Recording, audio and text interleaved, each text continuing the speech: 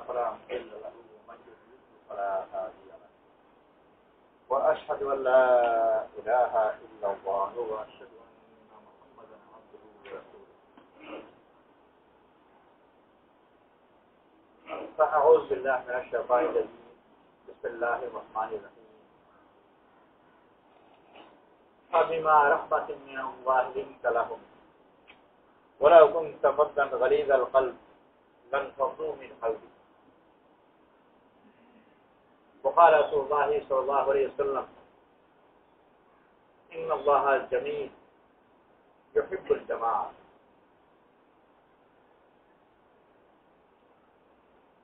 আল্লাহ তাআলা আম্বিয়া আলাইহিস সালাতু ওয়াস সালামকে পাঠিয়েছেন আল্লাহ নিজের সুন্দর সিফত যেগুলো আছে আল্লাহ সব সুন্দর সিফতের অধিকারী সেই সৌন্দর্যকে গোটা জগতেই পেঁচিয়ে দেওয়া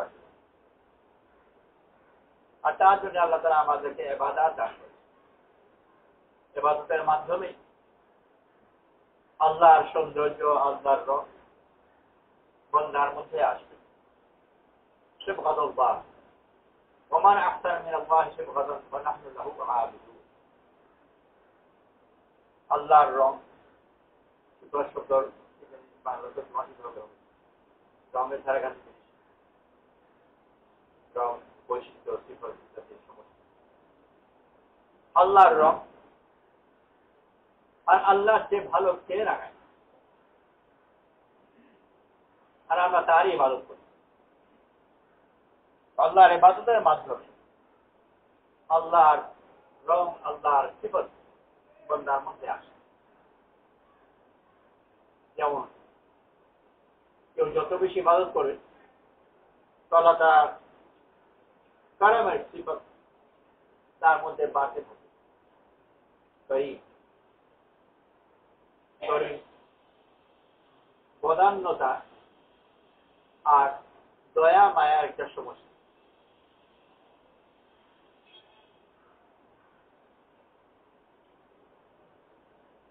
তো বান্দা যত বেশি ইবাদত করবে আল্লাহর একটা সিফত আছে আল করিম আল্লাহর নাম তার মধ্যেও এই সিফত বাড়তে থাকে ওরকম আল্লাহ তাআলা সব সিফতই কারো কাছে কোনটা বেশি আল্লাহ তাআলা সামগ্রিকভাবে দুনিয়াতে সৌন্দর্য প্রতিষ্ঠা করার জন্য আম্বিয়া আলাইহিস সালাতু ওয়াস সালামকে পাঠিয়েছেন ইন্নাল্লাহ জামিল ইউহিব্বুল জামাল আল্লাহ সুন্দর আর সুন্দরকে ভালোবাসে মানুষ সুন্দর ভালোবাসে সে তার বাড়িতে সুন্দর বানাতে চায় বাগান সুন্দর বানাতে চায় যে তার সাথে যত বেশি সম্পর্ক রাখে তার তত বেশি সুন্দর বানাতে চায় তার ছেলে যদি নোংরা থাকে তো রাগ করে ভালো জামা কাপড় পরা পছন্দ করে তার বাড়িতে যারা কাজ করতে আসে তাদেরকে ভালো জামা কাপড় দেয় আর শুধু দেয় তাই না ভালো জামা কাপড় দিল তারপরে যদি সে তার ভালো জামা কাপড় কোনো কারণে না পড়ে আর খারাপ জামা পড়লো অসন্তুষ্ট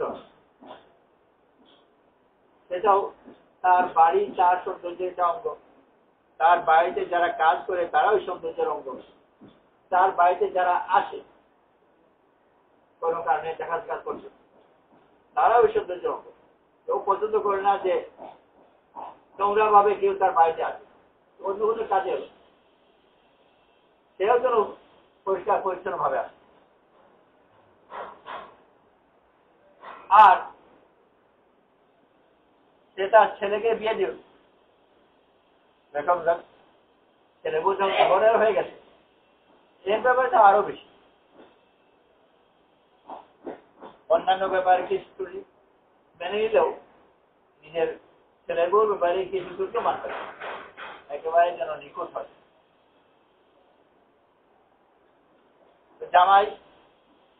জামাইয়ের ব্যাপারে কি কথা যার সাথে যত বেশি সম্পর্ক হবে তার মধ্যে সে তত বেশি সৌন্দর্য দাবি করে। আর এই সম্পর্কের মাধ্যমে তার কাছে এটা আসবেও।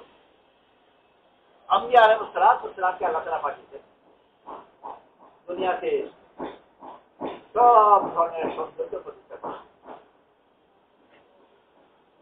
এমনকি আইন শৃঙ্খলা যে থাকবে সেটাও যেন সৌন্দর্যের মাধ্যমে,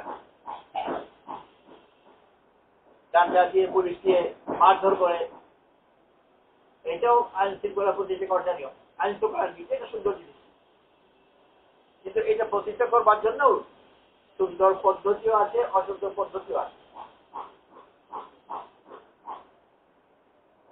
চোরে যেন না করে, তার জন্য ধরা পড়লো, খুব পিটালো, এটাও একটা পদ্ধতি। আর আরেক পদ্ধতি হলো পিটানো অন্যভাবে সন্তুষ্ট করবার চেষ্টা করবে। আল্লাহ তাআলা দিন জানিয়ে সব কিছু সুন্দরভাবে করা, এমনকি জবা যদি করতে হয় তো জবা যেন সুন্দরভাবে ভূত আর ছুরি দিয়ে কষ্ট দিয়ে রাখে, এটা যদি সুন্দরভাবে করতে কাউকে শাস্তি দেবে, শাস্তি দেওয়ার সুন্দর পদ্ধতি আছে। শাস্তি নানাভাবে খারাপভাবে দেওয়া যায়, বিচার হয়েছে বিচার অনুযায়ী এটা প্রয়োগ করতে হবে, কিন্তু তারও সুন্দর পদ্ধতি। আইন শৃঙ্খলা, ভুল ত্রুটি সংশোধন, এগুলোর সুন্দর পদ্ধতি, সব কিছু সুন্দর। আর এই সুন্দর পদ্ধতি লুৎফের সাথে আল্লাহর একটা নাম হচ্ছে আল্লাহ তাইয়্যিব। আরব জগতে এই নামের চর্চা খুব বেশি। আমরা যেরকম কথাগুলো বলি আল্লাহ, কিছু একটা বিষয় গেল আল্লাহ, আরব জগতে খুব বেশি বলে ইয়া লতিফ, ওই আল্লাহর একটা নাম। ঢাকায় যে মৌলানা ফতাহ সাহেব রহমতুল্লাহ ছিলেন, ওনার ওয়ারিস সাহেব আলিম ছিলেন, সম্ভবত থানভী রহমতুল্লাহের কাছে পড়েছেন না? উনি ওনার ওয়ারিস সাহেব তো বিজ্ঞ ছিলেন না, মৌলানা ফতাহ সাহেব ছিলেন। গরম মিজাজ ছিলেন, এটা অত্যন্ত সাবজেক্ট বিরুদ্ধে ছিল। ওনার অঞ্চলে জমাত দিয়েছিলেন, জমাতকে বেঁধে পিটিয়ে আল্লাহ দিন কোন বুঝে ধরেছিল নাকি। তো পরবর্তীতে আল্লাহ সম্পূর্ণ জীবনে তবলিগের কাজে দিয়েছিলেন। তো যখন তবলিগের কাজ বাড়ছে, আমাদের দেশে তো প্রথম সব জায়গায় আস্তে আস্তে বেড়েছে, প্রথম দিকটা কাজ যখন বাড়ছে, তখন ওনার ওয়ারিস সাহেব ওনাকে একবার ডাকলেন আর ডেকে বলে যে তোমাদের তবলিগের কাজ বাড়ছে আর তোমরা তবলিগের মুরব্বী, আর কাজ যখন বাড়ছে মানুষেরই কাজ, মানুষের মধ্যে দ্বিধা দ্বন্দ্ব ঝগড়া জাতীয় হবে সবার দিকে, আর মুরব্বী হিসেবে তোমাদের কাছে নালিশ নিয়ে আসবে। তোমাদের কাছে তবলিগওয়ালা নালিশ নিয়ে আসে, শোনো ভালো করে, খবরদার সমাধান করতে দেওয়া হয়। কেন? সমাধান করার যোগ্যতা তোমাদের নেই। সমাধান ভিতরে টানাটানি টানা করবে তো সমস্যা বাড়িয়ে দেবে। বহু না কথা তো আমি বলতে পারছি না, কিছু তো মানবসা লাগাচ্ছি, তো মোটামুটি এই কথা বোঝাবার জন্য বলবেন যে ওনাদের যোগ্যতা ছিল। ওনারা কারা? মিসাল দিলেন রশিদ আহমদ গাঙ্গুহি রহমাতুল্লাহ আলাইহি। তারা সমাধান করা জানতেন। কিভাবে? এই যে ঘটনা বলছেন, এই ঘটনা ওই রশিদ আমার জীবনের মধ্যে আছে, রশিদ আহমদ রশিদ গাঙ্গুহি রহমাতুল্লাহ জীবনে যে এই ঘটনা আছে। ঘটনা হলোই যে ওনার একজন খাদিম যুবক ছিলেন, কাছে গ্রামের কোন একটা মেয়ের সাথে তার পরিচয় হয়। পরিচয় আস্তে আস্তে বৃদ্ধি পেয়েছে, আগার শুধু এমনি বাড়ে, যত্ন করতে না, সারা দিতে কিছু করতে হয় না। এক পর্যায়ে গিয়ে সময় দেখা সাক্ষাৎ করার জন্য জায়গা সময় ঠিক হয়েছে, রাত্রেবেলা নিজের এক জায়গায় গিয়েছে। যখন ওখানে পৌঁছেছে বিদ্যুৎ গর্জন, আর ওর খুব ভয় লেগে গেছে যে এই তো ঘুমাচ্ছে, এত এই বিদ্যুৎ গর্জন ঘুমিয়ে যাবে শব্দে, আর ঘুম থেকে জেগে উঠেছে আমি নাই। এই ভয়ে দৌড়ে আপনি চলে গেছে, গিয়ে দেখে সে ঘুমাচ্ছে, কোন ঘুমটা ওঠে, আর এমন বিদ্যুৎ গর্জনের কিছু নাই। পরের দিন আবার তাই কি করেছে, আবার এসেছে, আবার এসে ওই বিদ্যুৎ গর্জন, একেবারে ঝড় তুফান, দৌড়ে ফিরে চলে গেছে।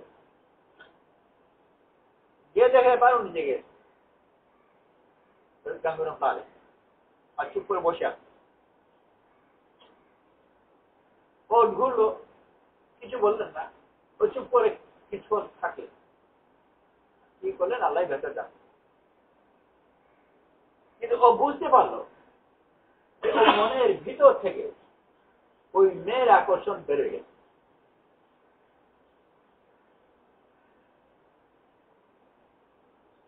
এই মিসাল যে বললেন যে ওনারা সমাধান করতে চান,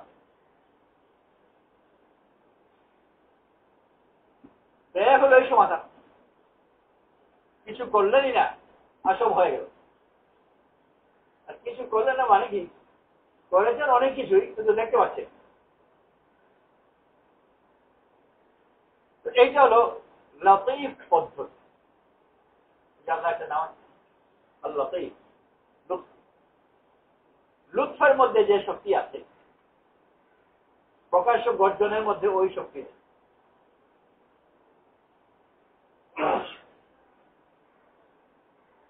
দুনিয়ার সব রাজা বাদশাদের রাজমহল তাদের ফুলদানি গোলাপ জয় করেছে। কোন ফুলের তোড়াই পরিপূর্ণ হবে না গোলাপ না থাকে। আর রাজা বাদশাদের কখনো মুখে জামা কাপড় এদের মধ্যে পরিচয় ঢুকে রাখে। পুরা দুনিয়াতে আর এই যেমন ধর প্রচলন বলা যেতে পারে যে 7 বছরই 7 বছর বোকালি, জিন্দা হোক মোটা হোক, পুরো এমন ধরনের জিনিস যেটা জন্ম হলে দেয়, বিয়ের সময় দেয়, মরলে দেয়, মরার আগে দেয়, মরার পরে দেয়। দুনিয়া এমন কোনো হাদিয়া পাওয়া যাবে না যে বিয়েতে দেও মরলেও দেয়। বিয়ে বাড়ির হাদিয়া মরা বাড়িতে মিলে না, আর মরা বাড়ির হাদিয়া বিয়ে বাড়িতে মিলে না, তুমি ফুল মিলে জিন্দা মোর্দা সব। মরে যাওয়ার পরে আবার কবরে দিয়ে আসে, কারণ তার মূল্য এতই বেশি সব ব্যাপার। এমনকি আল্লাহওয়ালাদের আমল দিল দরকার, ওজিফা যে তরিকার ভাষায় ওজিফা যে এগুলোকে আওরাত বলে। ওয়ার্ড শব্দ গোলাপ, এটাও গোলাপ থেকে এসেছে, গোলাপের পাবলিক বলে। খ্রিস্টান জগতেও একসময় দিকে দিতে খুব বেশি ছিল, আজকাল তারা ভুলে গেছে, বিরল কিছু বাকি রয়েছে। এক জায়গায় ফ্রান্সের একটা জায়গা আছে গ্রনবল, পাহাড়ি জায়গা। গ্রনবলের কাছে একটা পাহাড়ি অঞ্চল, ইউরোপের বড় পাহাড়ের চেয়ে আলপস, আমাদের এখানে যেরকম হিমালয়। আলপস কত বড় না, হিমাচল দুনিয়া আলপস কম নয়,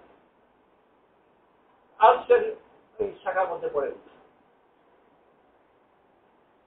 তো ওখানে ওই নির্জন জায়গার মধ্যে খানকার এখন খ্রিস্টানদের খানকা মনেশ্বরী বলে বলতে, সেই খানকার একটা বিশেষ বৈশিষ্ট্য হলো একটা খানকার একটা তরিকা থাকে। ওই খানকার তরিকা হলো কথা বলতে পারে, মোটামুটি বলা যেতে পারে যে মৌলানা জাকারিয়া সাহেব রাহমাতুল্লাহ আলাইহির তরিকার সাথে মৌলানা জাকারিয়া সাহেব যত খানকা উনি তো নাই, ওনার মোতালেকের যে খানকা আছে উসুল ওই একটা, যত ইচ্ছা খাও। সেই জন্য জাকারিয়া সাহেব খানকায় এটাকে করলে খুব খারাপ খাওয়ায়, খুব উন্নত মানের প্রচুর খাওয়া, দিনে তো খাওয়া যাবে না, একটু আসলে মোবাইলে ইচ্ছা মতো খাও। ঘুমের ব্যাপারে কোনো বাধা নেই, আমাদের সিস্টেমের সাথে খুব মিলে। ইচ্ছা মতো খাও, ইচ্ছা মতো ঘুমাও। একটা জিনিস আমাদের সিস্টেমে মিলে না, যে কথা বলতে পারে নিশ্চয়ই। বলা জাকারিয়া সাহেবের রেখা তো নিষ্প্রয়োজন কথা বলতে পারে না, কিন্তু ওদের তরিকাতে প্রয়োজন নিষ্প্রয়োজন কোনো বাদ বিচার নাই, কথাই বলতে পারে। সেজন্য না আগে যে চলাফেরা করে চিন্তা রাশের মতো চলে, তারা বিনিময় ইত্যাদি ওদের তোমারটা নেই। খেতে বসে মুখোমুখি বসে না, পিঠাপিঠি বসে, যাতে ভোট করে কথা বলে ফেলে। তো তাদেরও ওরকম তরিকাগুলো আছে, জিকিরও আছে। তাদের জিকিরের নাম রোজারি, রোজ শব্দ থেকে আমার গোলাম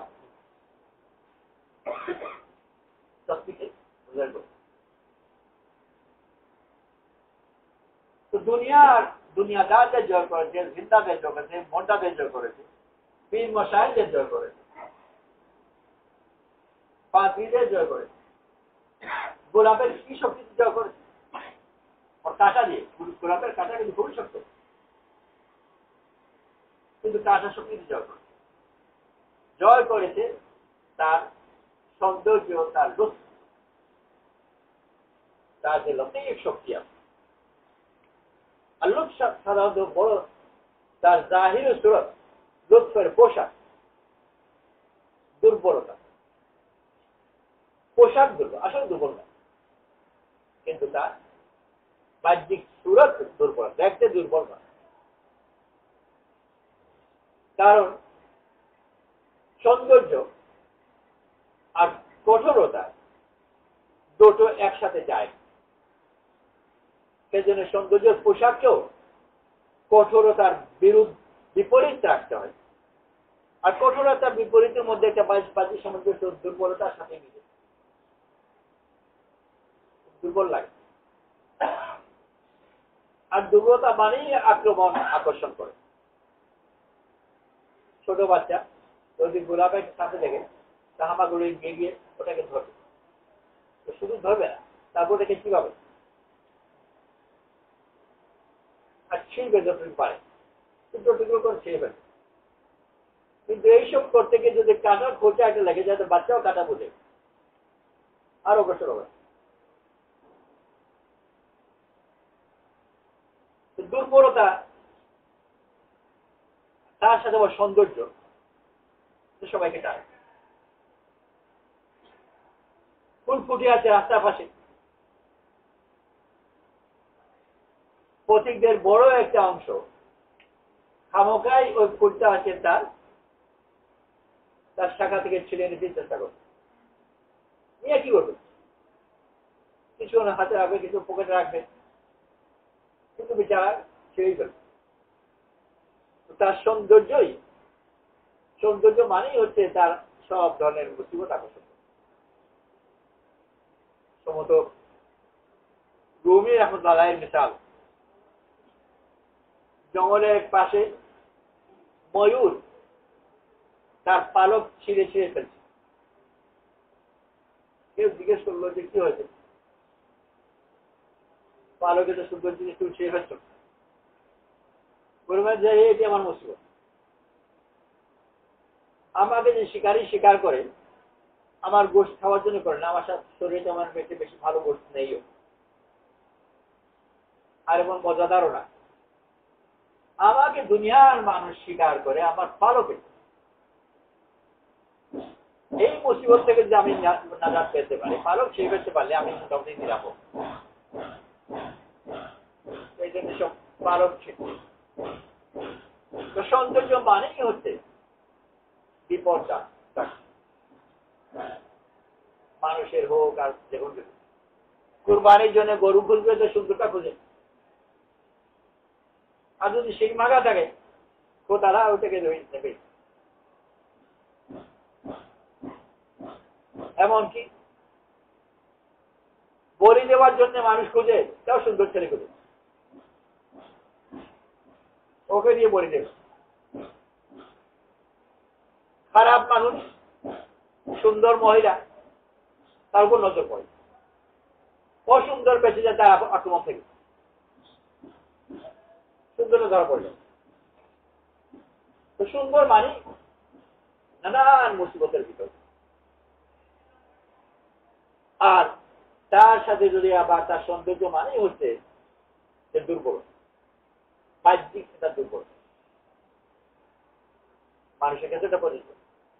গরু তো মানে গরু তো শক্তিশালী সুন্দর মিলে, কিন্তু যেমন মনে করা যায় মানুষ যাই দিতে চোখের দেখার সৌন্দর্যটা আছে। একজন মহিলা অতি সুন্দর, তো তাকে দেখে কি ভালো কুস্তি জিততে পারবে এরকম কোন ধারণা হবে, বা বক্সিং করতে পারবে? আজকাল কিন্তু মেয়েদের কুস্তি আছে, বক্সিং আছে, সব খেলাই আছে। কিন্তু যারা ভালো কুস্তিগির, ভালো বক্সার, এরা সুন্দরের ক্যাটাগরিতে পড়ে। এমনকি অন্যান্য বৈশিষ্ট্য যদি মিলেও কেউ যদি শুধু জানে একজন পুরুষ মানুষ, দেখতে তাকে যে সুন্দর লাগে, পরিচয় টরিচয় নিয়ে জানলো কিন্তু বক্সিং চ্যাম্পিয়ন, আস্তে আস্তে সরে যাবে। ওই বক্সিং চ্যাম্পিয়ন আমার তো দরকার, কারণ সৌন্দর্যের সাথে বাহ্যিক শক্তি মিলে তো সৌন্দর্যের পোশাক হচ্ছে দুর্বল। যদি হকিও তো দুর্বল নয়, এই বস্তু দুর্বলতা পোশাক। তো গোলাপ তার সৌন্দর্য দিয়ে যেটা লতিফ আর দেখতে বড় দুর্বল মনে হয়, খুবই দুর্বল করবে। গোলাপ ফুল অন্যান্য ফুলের তুলনায় একই সাথে মনে করা যাক ফুল, গাঁদা আর গোলাপ রাখলে, গোলাপ করে দিনই তার পাপড়ির সাথে শেষ, গাঁদা থাকবে বেশ কয়েকদিন, আর কিছু কিছু ফুল তো আছে আর অনেকই থাকে। আল্লাহ তাআলা আম্বিয়া ইসলামকে পাঠিয়েছেন দুনিয়াতে সৌন্দর্য প্রতিষ্ঠা করা, সব ব্যাপার, এমনকি যা আছে পোশাক আশাক ব্যাপারও। এক পায়ে জুতা আরেক পা খালি, এক পায়ে লাল জুতা আরেক পায়ে নীল জুতা, এইভাবে চলা সুন্নতের খেলা। আর মানুষের কাছে আজকাল মানুষের সৌন্দর্য বোধ নষ্ট হয়ে গেছে। কখনো কখনো এরকম বটে যে রাত অন্ধকারের মধ্যে কখনো আসতে দেখা যায় যে সাদা প্যান্টের এক পা সাদা আর আরেক পা কালো, তো আসতে দুটো মাস ভয় হয়। ভালো করে যথেষ্ট আলো না থাকলে এক পা কেমন করে হাঁটছে। আগে মানুষের সৌন্দর্য বোধ বেশি ছিল। আমরা যখন ছাত্র ছিলাম ঢাকাতে 60 থেকে 65 থেকে, আমাদের পরিচয়ের ছেলে আমার 285 হয়, সে খুব অরিজিনাল চিন্তা করত। সে তখন একটা চিন্তা করলো যেটা পরবর্তীকালে তো দুনিয়াতে পতিত হয়েছে, ও তো এটা প্রকাশ করে তো বোধহয় এই জগতে সে নোবেল প্রাইজ দিল, তখন যা কিন্তু শোনা কিছুই হয়। হলুদ আর কালো সম্ভবত এই দুই কাপড় নিয়ে দর্জির কাছে গেছে, প্যান্ট বানিয়ে দিতে, এক পা হবে হলুদ আর এক পা হবে কালো, দর্জি রাজি হয়।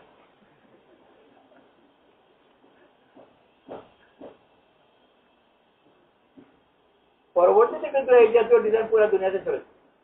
অরিজিনাল কি দেখাতে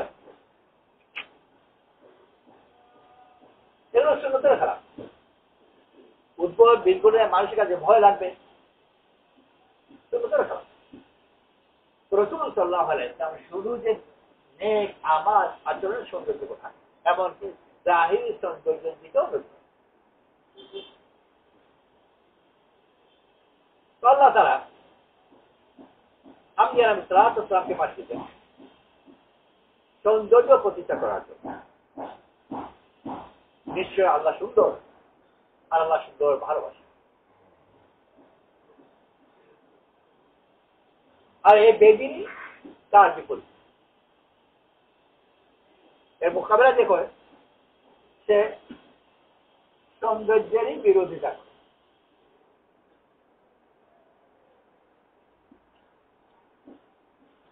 আর তার বিরোধিতার ধরনও অসংখ্য।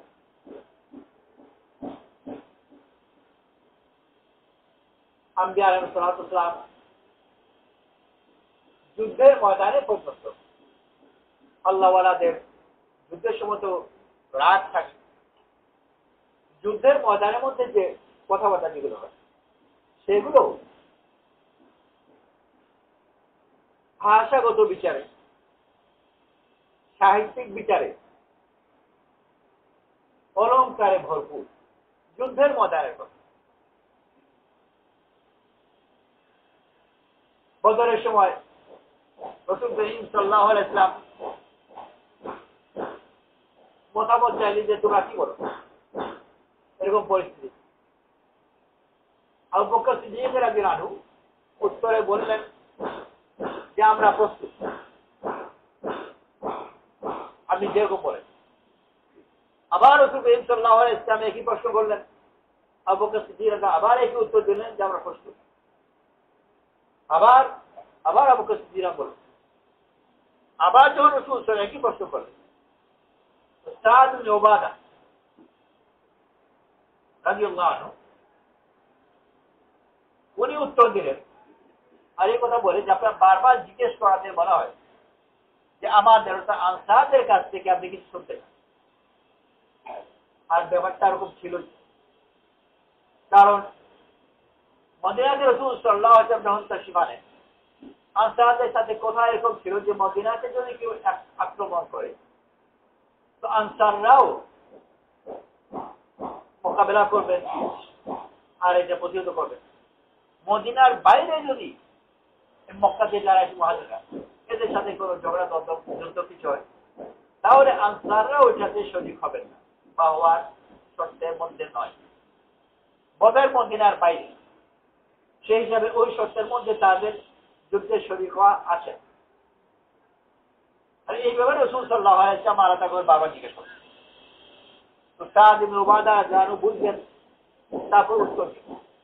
আর এই কথা বললেন যে আপনার বারবার জিজ্ঞেস করাতে মনে হয় যে আমাদের কাছ থেকে কিছু শুনতে চান। তারপর ওই যে শর্ত হয়েছিল সেই শর্তের দিকে ইঙ্গিত করে বললেন যে আপনাকে আমরা নবী হিসেবে নিয়ে এসেছি আর আমরা আপনার অনুসরণ করছি। এখন আর আগের ওই কথা নয় যে মদিনার ভিতরে না মদিনার বাইরে, আমরা আপনার সাথে আমরা আছি, আপনি যেদিকে যান ওখানে যাব। আপনি যদি বলেন ঘরকে নিমাদে যাও, ইয়ামানের দূর একটা পুকুর ছিল, মরু অঞ্চলে যেখানে পানি পাওয়া যায় না, ওখানে পানির বড় কত থাকে আর ওইটার পানি দিয়েই পরিচয় হয়। আমাদের দেশে পর্যন্ত সাগর দিকে থেকে এরকম নাম জাগের নাম হয় যেখানে পানি ভরা, আর যেখানে পানি নেই তো কত না হবে। ইয়ামানের একটা পুকুর ছিল ঘরকে নিমাদ, ওটা আরব জগতে ওটার নাম ছিল। যেতে বলেন উটের নাক উঁচু করে বরকে নিমাদে চলে যাও, উটের নাক উঁচু করে, এগুলো অলঙ্কার ছাড়া। যুদ্ধের ময়দানে যান এই মুহূর্তে আছে, পরবর্তী নাই, কোন ঠিকানা নেই, কিন্তু ভাষার অলঙ্কার ছুটছে।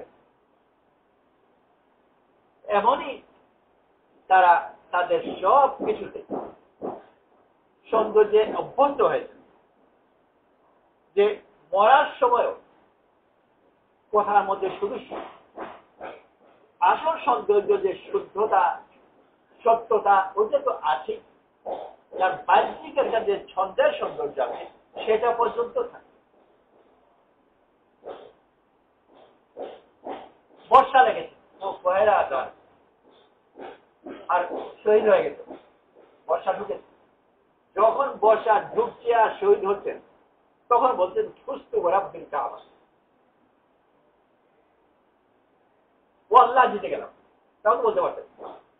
কিন্তু এটা যে আবার আল্লাহ না বলে রব্বিল কাবা বলছে, এটা এর মধ্যে এক অলঙ্কার জান চলে যাচ্ছে, আল্লাহর কসম খেয়ে মরছে, সুন্দর ভাবে আল্লাহর নাম নিয়ে বললাই না।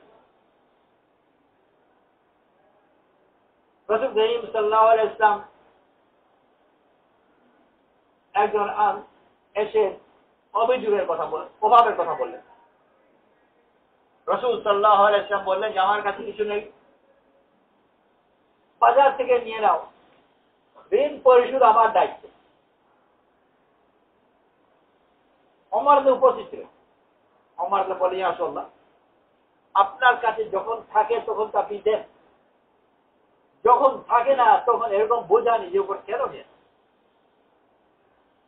রাসূল সাল্লাল্লাহু আলাইহি ওয়াসাল্লাম ঋণ পরিশোধের দায়িত্ব আর ঋণ লেগেই থাকতো, আর এই ঋণ এসব কারণে ওমর অনেক বাধা দিলেন দেওয়ার ব্যাপারে, ঋণ করে বাধা থেকে নিয়ে নাও। রাসূল সাল্লাল্লাহু আলাইহি ওয়াসাল্লাম এই কথা পছন্দ করলেন, চেহারা বোঝা গেল। উপস্থিত একজন আনসারী ছিলেন, উনি রাসূল সাল্লাল্লাহু আলাইহি ওয়াসাল্লামকে সন্তুষ্ট করবার জন্য রাসূল সাল্লাল্লাহু আলাইহি ওয়াসাল্লামের মনের লাইনের কথা এটা বলেছেন। আর কি বললেন? আনফিক ইয়া রাসূলুল্লাহ ওয়ালা তাখশা মিন যিল আরশি লালা। কেউ যদি এরকম একটা লাইন কবিতা লিখতে পারে আর কোন কথা না হোক তাও তার শোনা হবে যে আল্লাহ রাসূল আপনি খরচ করুন, আরশের মালিকের কাছ থেকে অভাবের ভয় করবেন। আল্লাহর কাছে অভাবের ভয় করবেন বলেই তো হতো,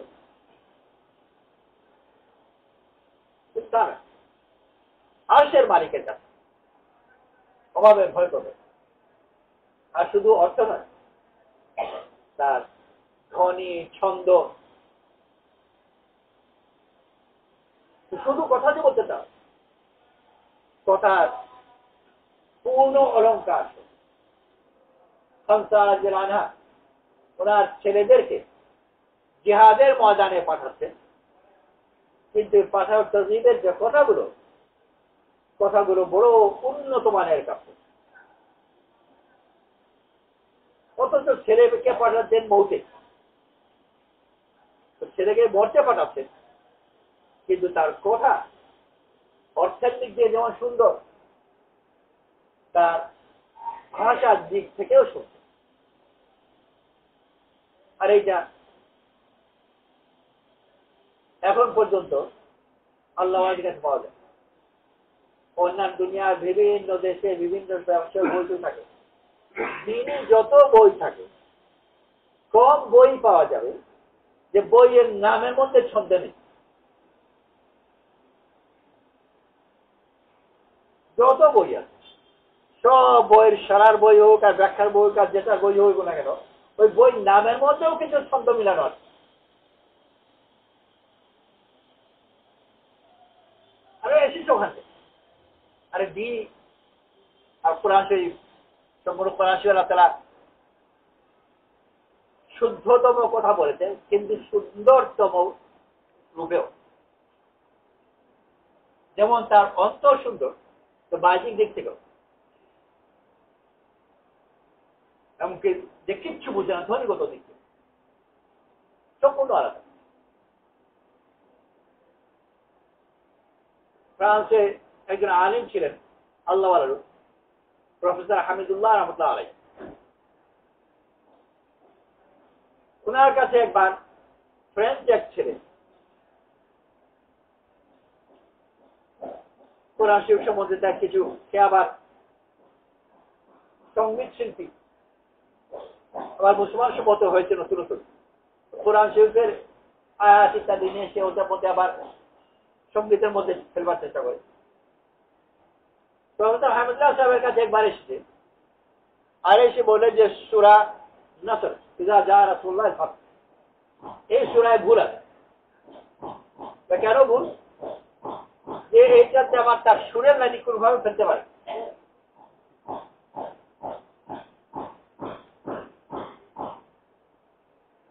আমাদের কত আলোক ছিলেন যে লাইনে তার বোঝাবার চেষ্টা করছেন। ওকে বলেন যে তুমি কিভাবে পড়ো বলো তো সে পড়লো ইযা জা নাসরুল্লাহ ফাত ওয়ারাআইতা আন-নাসা ইয়াদখুলুনা ফি দীনিল্লাহি আফওয়াজা ফাসাব্বিহ বিহামদি রাব্বিকা ওয়াস্তাগফির ইন্নাহু কানা তাওয়াবা। যে ওয়াকফা যে আছে আয়াতে পড়লো, ওয়াকফা গুলোতে বিভিন্ন জায়গায় ওয়াকফা আছে যে ইচ্ছা করলে নিজে বছর করেও পড়া যায় আর ওয়াকফা করেও পড়া যায়। তো ও ওয়াকফা করে পড়ে। প্রফেসর হামিদুল্লাহ সাহেব তাকে ওয়াকফা না করে বছর করে পড়াবে। এবার হ্যাঁ হ্যাঁ ঠিক আছে ঠিক আছে।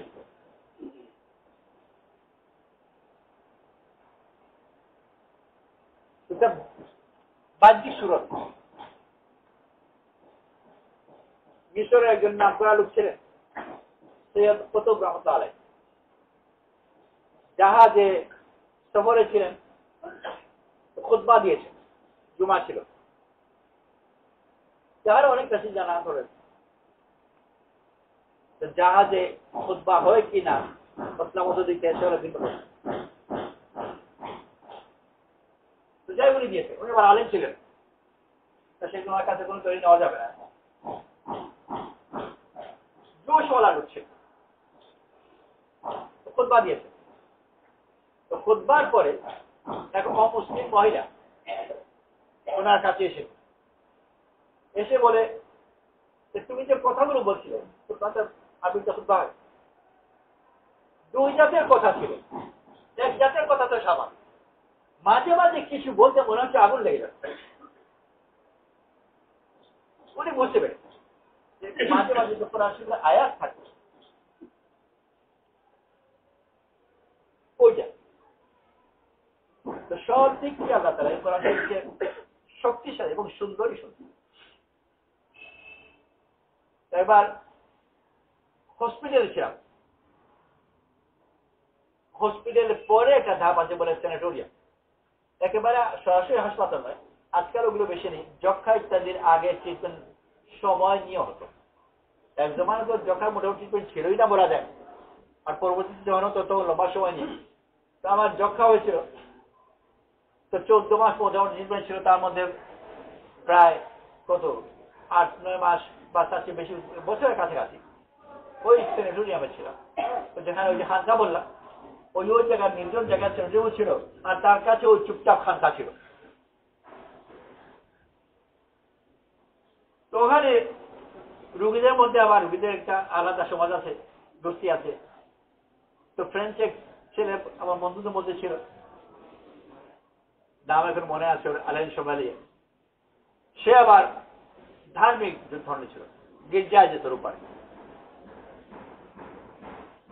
আর ছেলেগুলোদের উৎসাহ করবার জন্য পাজি কখনো কখনো ছেলেদেরকে মুক্তদিদের তাদেরকে খুতবার দায়িত্ব দিতেন।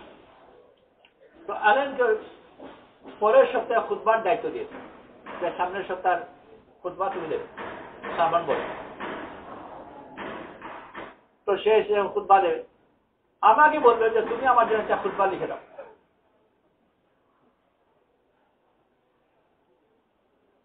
তো আমি ওর জন্য একটা খুতবা লিখে দিলাম, আরম্ভ করলাম রব্বি ইশরাহ লি সাদরি ওয়া ইয়াসসির লি আমরি ওয়াহলুল উকদাতাম মিন লিসানি ইয়াফকাহু কাওলি। এই কথা দেবেন আমার অনুবাদ করে, এটার অনুবাদ। ইয়া আল্লাহ আমার বক্ষকে প্রশস্ত করে দাও, আমার কাজকে সহজ করে দাও, আমার জীবের গিট খুলে দাও যেন ওরা আমার কথা বুঝে। এটা দিয়ে আরম্ভ করলো অনুবাদ। সে পরে তার খুব সুন্দর লাগলো, নিয়ে গেল। পরের দিন এসে বললো যে এটা চলবে না। কেন? যে এটা আমি যখনই পড়বো সাথে সাথে সবাই বুঝবে যেটা আমার পেট থেকে বেরোচ্ছে।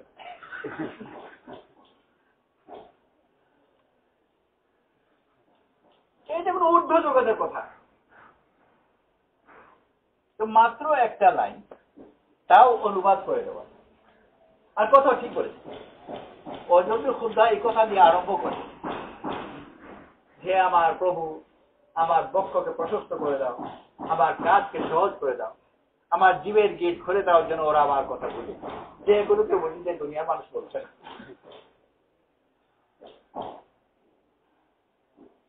আল্লাহ তাআলা সম্পূর্ণ দিন দিয়েছেন, সুন্দরই সুন্দর, আর তেমন শক্তিশালী, কিন্তু যার সৌন্দর্য কিছু দেখা যায়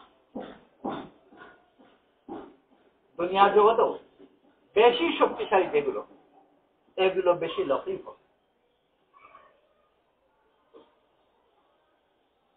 যখন প্রথম অ্যাটম বোম বেরোলো, অ্যাটম জিনিসটা কি, বোমায় কত মানুষ মরে গেল, আর অ্যাটম কি পুরা দুনিয়াতে চর্চা আলোচনা, আর ওইটাই কেউ দেখেও না, শুনেও না, মাপতে পারে না, বলতে পারে না, আছে কিনা তাই সন্দেহ। দুনিয়া জগতেও বেশি শক্তিশালী যেগুলো, ওগুলো এতই যতই দেখাই যায়।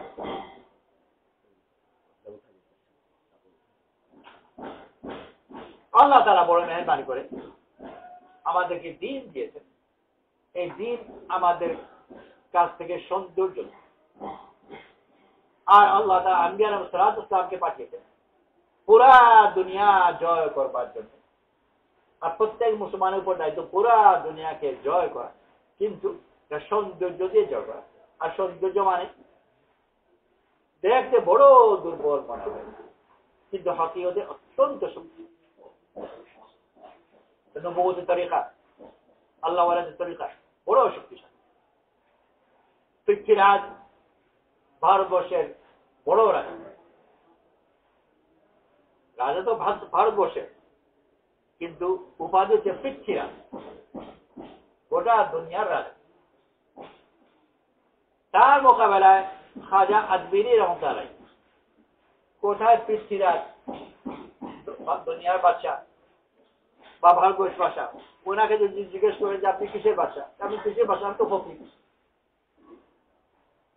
ফকির জামা কাপড়ও ফকিরের মতোই, ঝুঁকিও ফকিরের মতোই, আর নিজেকেও ফকির বলে, আর হকিকতই ফকির। আর তার মোকাবেলায় পৃথ্বীরাজ খামোখা ভয়েই মরে গেল। পৃথ্বীরাজ খামোখা ওনাকে ভয়ে আক্রমণ করে। কেউ যখন ভয় পায় হিংস্র হয়, শিয়ালও যদি ভয় পায় তাহলে কিন্তু আর পারে না, এমন আক্রমণ করে যে বাঘও বুঝে ভয় পেয়ে যায়। তো ফকিরের কাছে ভয় পায়, উনি কিছু করছেন, কিন্তু খামোখায় তার ভিতর ভয় ঢুকেছে, আর সেই ভয়ে সে আক্রমণ করতে চাইল, রানা হয়ে লাগবে। ওনার কোনো ভয় নেই। যখন খবর পেলেন ও পথেই মরে গেল।